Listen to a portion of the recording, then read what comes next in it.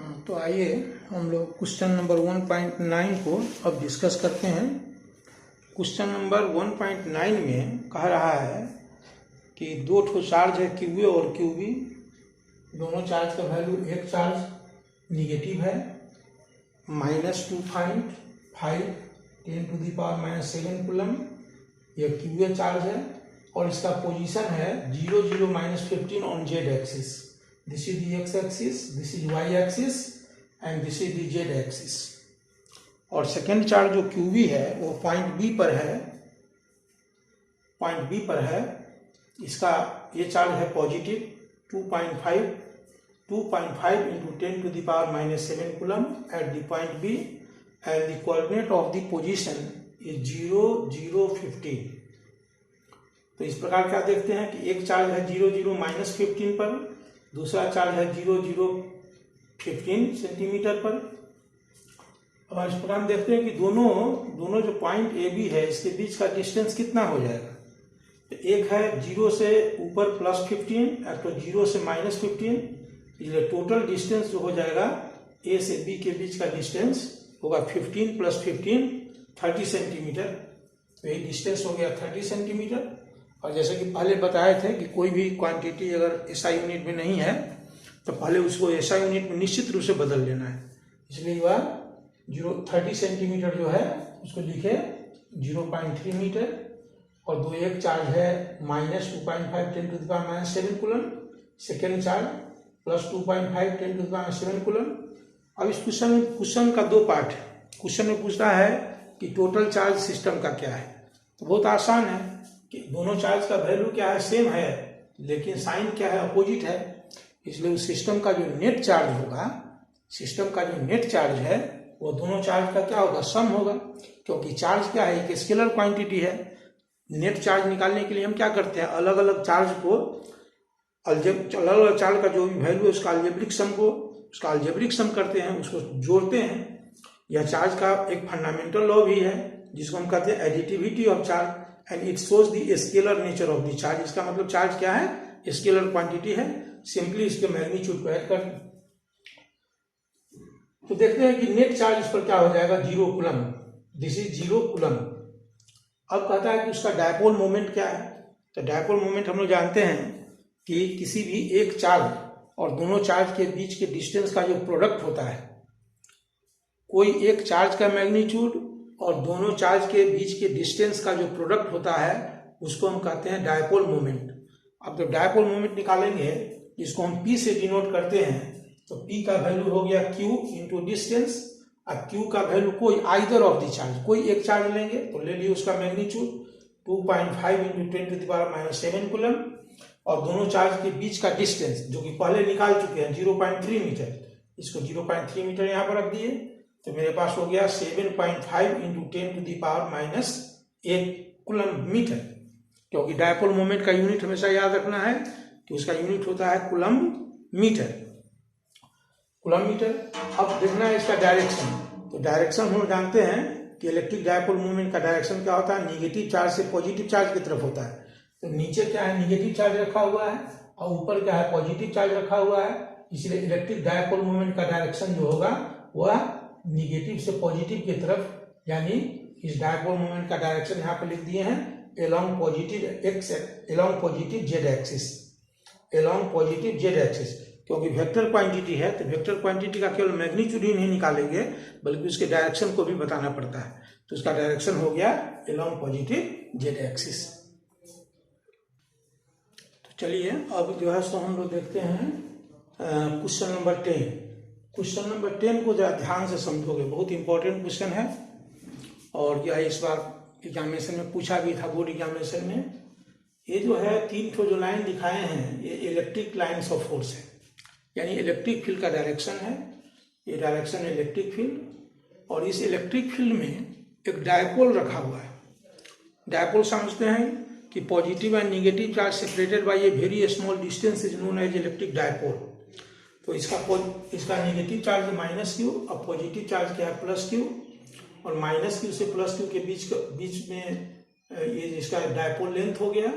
और चूंकि electric dipole moment का डायरेक्शन होता है निगेटिव से पॉजिटिव, पहले क्वेश्चन में भी देखें, इसको याद रखना है निगेटिव से पॉजिटिव होता है, इसलिए इसका डायपोल मोमेंट का डायरेक्शन हो गया -q से +q की तरफ, और उसको वेक्टर p से डिनोट कर दिए हैं। तो वेक्टर p हो गया उसका डायपोल मोमेंट, और E क्या दिया हुआ है, इलेक्ट्रिक फील्ड। इसमें थोड़ा और समझना है कि पॉजिटिव चार्ज यहाँ पर है और यहाँ पर इलेक्ट्रिक फील्ड का डायरेक्शन है इस डायरेक्शन में, राइट साइड में। तो पॉजिटिव चार्ज पर यह इलेक्ट्रिक फील्ड अपने डायरेक्शन में फोर्स लगा रहा है, उस फोर्स को हम लिखते हैं +QE। और देखते हैं निगेटिव चार्ज पर वह फोर्स लगेगा अपोजिट डायरेक्शन में, क्योंकि इलेक्ट्रिक फील्ड निगेटिव चार्ज पर अपने डायरेक्शन के अपोजिट डायरेक्शन में फोर्स लगाता है। पॉजिटिव चार्ज पर डायरेक्शन में और निगेटिव चार्ज पर अपने अपोजिट डायरेक्शन में, इसलिए दो फोर्स लग रहा है इस पर, एक +QE एक -QE। अब इस डायपोल पर दो फोर्स जो लगेगा +QE -QE, तो देखने से लगता है कि इस डायपोल को क्लॉकवाइज डायरेक्शन में, डायपोल को क्या करेगा, यह क्लॉकवाइज डायरेक्शन में रोटेट कर देगा, क्लॉकवाइज डायरेक्शन में। यह एक फोर्स इधर है, डायपोल ऐसे है, एक फोर्स इधर लग रहा है, एक फोर्स इधर लग रहा है, दो फोर्स लग रहा है। एक फोर्स इसको और नीचे लिख देते हैं, एक या डायपोल हो गया मान लीजिए, और एक फोर्स +QE इधर लग रहा है और -QE इधर लग रहा है। अब देखो इसको स्टिक मान लो और दो फोर्स लग रहा है, तो यह इधर किस तरफ घुमाएगा, जरा सोचो, आंसर अपने मन से दो। इस स्टिक को किधर घुमाएगा, इधर घुमाएगा। और यह जो टॉर्क हो गया क्लॉकवाइज। लेकिन टॉर्क का नेचर तो समझ लीजिए, डायरेक्शन तो समझ लीजिए, क्लॉकवाइज होगा। लेकिन प्रश्न है कि उसका टॉर्क हम कैलकुलेट कैसे करेंगे। तो टॉर्क कैलकुलेट करने के लिए हम लोग जानते हैं कि पी का वैल्यू हमने लिख लिए हैं 4 × 10⁻⁻⁹ न्यूटन पर -9, 4 × 10⁻⁹ कूलम मीटर, उसका डायपोल मोमेंट दिया हुआ है। और इलेक्ट्रिक फील्ड का वैल्यू दिया हुआ है 5 × 10⁴ न्यूटन पर कूलम। तो इसमें एक फार्मूला याद करना है कि जो टॉर्क होता है, टॉर्क एक वेक्टर क्वांटिटी है, वह डायपोल मोमेंट और इलेक्ट्रिक फील्ड का क्या होता है, क्रॉस प्रोडक्ट होता है। 11th में पढ़े होंगे कि दो वेक्टर का डॉट प्रोडक्ट भी निकालते हैं, क्रॉस प्रोडक्ट भी निकालते हैं। दो वेक्टर का डॉट प्रोडक्ट हमेशा स्केलर क्वांटिटी होता है, लेकिन दो वेक्टर का क्रॉस प्रोडक्ट क्या होता है, एक वेक्टर क्वांटिटी होता है। इसलिए टॉर्क भी मेरा क्या है, वेक्टर क्वांटिटी है। और दो वेक्टर का क्रॉस प्रोडक्ट हम लोग जानते हैं पहले से कि ए क्रॉस बी होता है AB sin थीटा, जहाँ थीटा क्या है, दोनों वेक्टर के बीच का एंगल है। तो यहाँ हम लोग देखते हैं कि डायपोल मोमेंट और इलेक्ट्रिक फील्ड के बीच का एंगल कितना है, 30 डिग्री। तब तो इक्वल टू क्या होगा, PE sin थीटा। P का वैल्यू यहाँ पर रख दिए 4 × 10⁻⁻⁹ E का वैल्यू रख दिए 5 × 10⁴, और उसके बाद थीटा का साइन 30 डिग्री। और इसको सॉल्व किए, देख ही रहे हो, 5 4 होगा 20, इसके पावर को सॉल्व कर दिए हैं, और साइन 30 डिग्री होगा 1/2।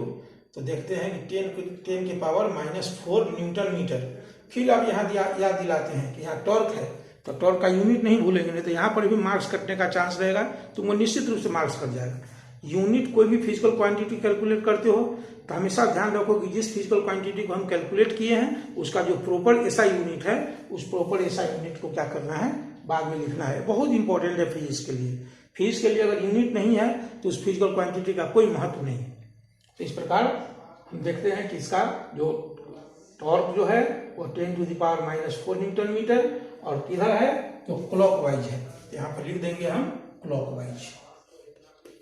यह उसके डायरेक्शन को शो करेगा कि 10⁻⁻⁴ न्यूटन मीटर क्या है, क्लॉकवाइज है। इस प्रकार से हम लोग 10 क्वेश्चन को आज सॉल्व किए। और उसके बाद इसमें यह पहली बात बता देते हैं कि यह वीडियो, फिर से बोलते हैं कि यह किसी म्यूजिक का वीडियो नहीं है या किसी फिल्म का क्लिप नहीं है। अगर तुमको सही में पढ़ना होगा, सही में समझना होगा, तो तुम कॉपी कलम लेकर के बैठोगे, कॉपी कलम को लेकर बैठोगे और जैसे समझाया जा रहा है उसको समझोगे। अगर नहीं समझ में आए तो उसको फीडबैक तुम दोगे, जो तुमको क्या दिक्कत उसमें हो गया। लेकिन बार बार यदि तुम देखोगे तो निश्चित रूप से नहीं समझने का कोई सवाल नहीं है। लेकिन उसके बाद भी यदि तुमको नहीं समझ में आया तो उसका एक फीडबैक दोगे, फिर उस क्वेश्चन को हम एक्सप्लेन करेंगे। और इस वीडियो को तुम जो है सो अपना सब्सक्राइब कर दोगे, ताकि जो नेक्स्ट वीडियो हम अपलोड करेंगे तो यहाँ से नहीं भेजा जाए तो तुम्हारे पास वो उसका रिपोर्टिंग पहले हो जाए। और जो अपना फ्रेंड है जो पढ़ना चाहता है, जब हम कुछ समझना चाहते हैं तो उसको तुम निश्चित रूप से इसको सब्सक्राइब कर दोगे और उसको शेयर करो। ठीक है, धन्यवाद।